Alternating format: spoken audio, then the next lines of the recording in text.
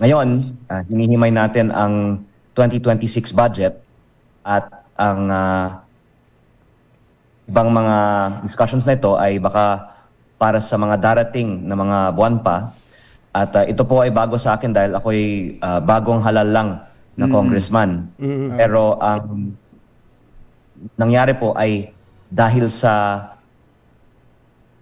mga ongoing projects ng aking distrito na inawardahan sa panahon ng dating congressman, yung mga contractor ng mga proyektong ito ay nag-alok daw sa akin ng porsyento kahit sa mga na-awardahan na ng mga proyekto.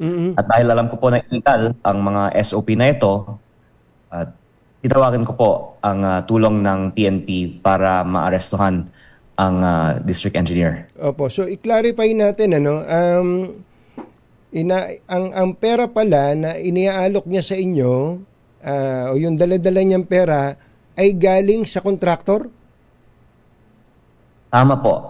Ang supot ay may resibo. Aha. May Meron resibo pong pa. listahan ng 3 proyekto na ito po ay porsyento ng halaga ng 3 proyekto. 3 proyekto that have already been awarded.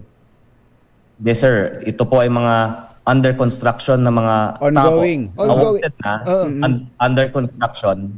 At split ko po kasi ang quality ng mga proyekto dito dahil usapin ngayon ang flood control. Ang sa mga flood control projects sa aming distrito ay nasira na sa mga nagdaang bagyo.